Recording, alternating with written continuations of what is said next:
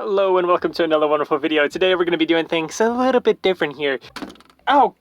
Oh god, I just hit my head. Hello and welcome to another wonderful video. Today we're going to be talking about Ponytown and 5 more things to do, but things are going to be a little bit different than they were in the last, 10 videos. I'm going to be pre-recording this. I'm recording this now in the closet, and then I'm going to be gathering footage based on what I've said here after I've recorded everything.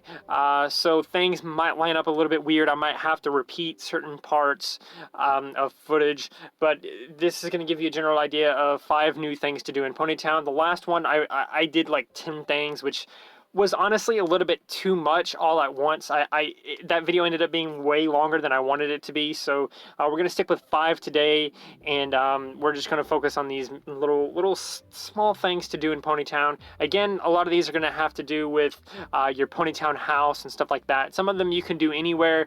I would say it's a pretty fair mix of like half and half of you can do it anywhere or you can do it in your house.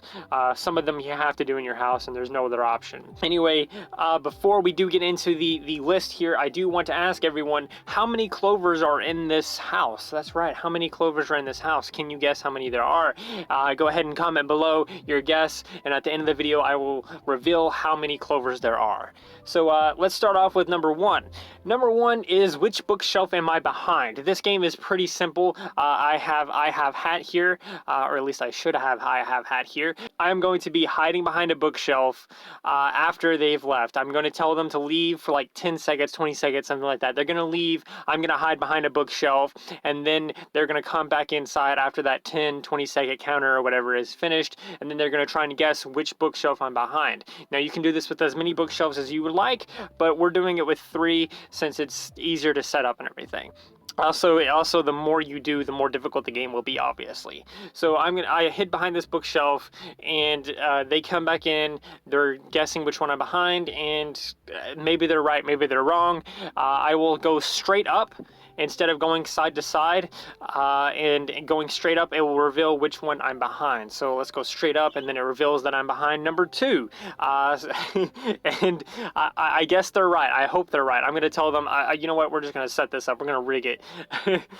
So I'm behind number 2. They guess number 2. I stand up, like going straight up instead of left or right, revealing that I'm behind bookshelf number 2. You can also do this with a way where you just delete the bookshelf itself, which would then allow you to be like, haha, there you are, you were behind 2, or whatever. They can try and guess by deleting one instead of guessing by number, which is a good way to do it, maybe if you had a lot of bookshelves. So yeah, I do also recommend that each of your bookshelves are just you have a little bit of space between each bookshelf. That way, if the player guesses, the other player can't just try and sneak into a different one before standing back up, like going straight up. Because as you can tell, I have this space. If I try and go left or right, you're going to be able to tell that I am clearly cheating because you can see me there. So that you just do this as many times as you want. It's a pretty quick game to get behind and just have fun with. You know, it doesn't take up too much space in a house, I don't think. A library in a house is pretty nice anyway. So yeah, this is also something that you can just place 3 bookshelves in pretty much any house, and then delete when you're done, or just /load house so that your house is back to normal.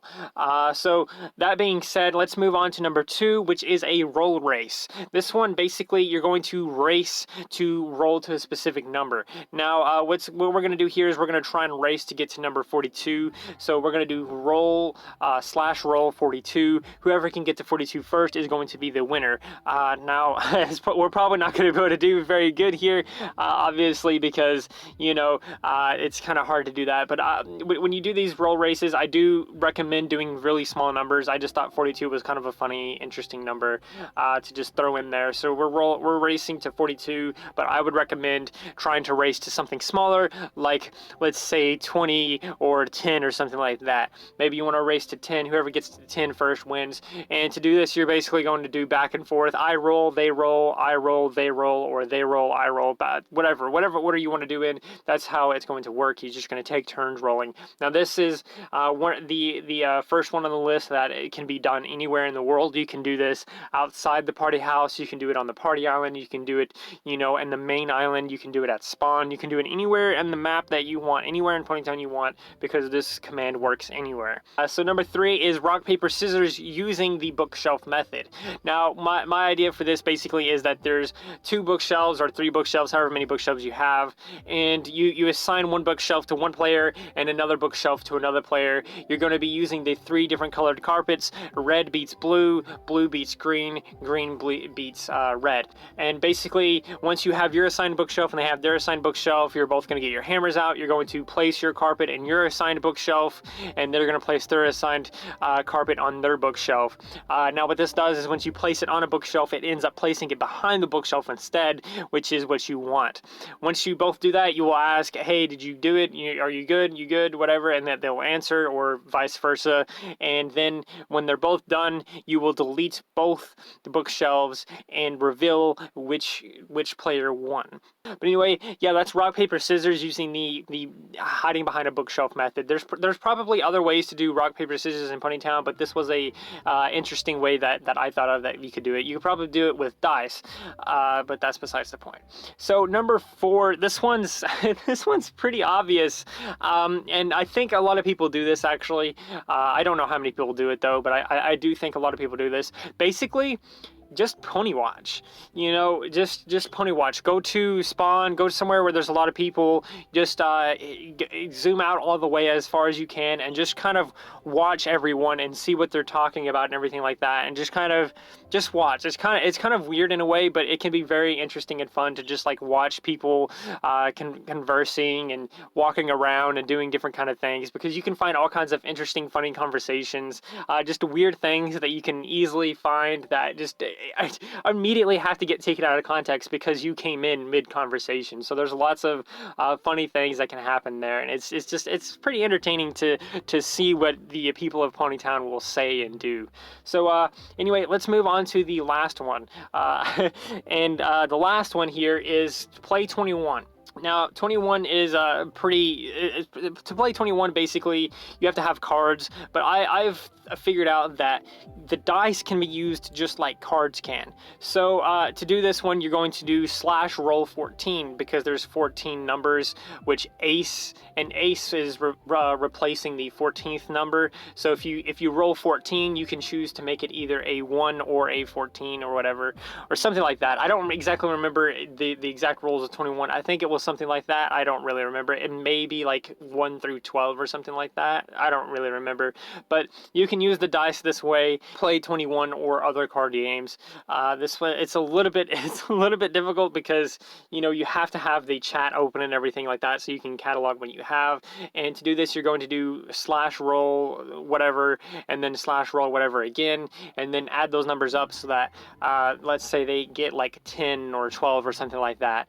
Then you have to ask them if they want to hit, and they're going to decide if they want to hit or not. If they hit, then you draw another card, which means you just do /roll whatever again. Once they get to a certain point where they want to stick, you are then going to do /roll 21, and whatever you roll is going to be what you get for that roll. Now, I do think maybe you could do something like /roll 40 or something like that. That way the dealer has a chance to bust. But this was just kind of what we did in the moment, because we're still trying to I'm trying to like experiment with everything. So yeah, so we're just gonna like just kind of experiment with everything. We did it a couple times, but that's besides the point. We're I don't know what we're gonna end up doing when we actually end up recording this after, but what we've done so far is like we just kind of focused on a number 14, because I don't exactly remember how to play 42. I mean 21. Damn it! I just hit my head and it messed me up. So I don't exactly remember the exact rolls of 21, but I think that the suits are 10s.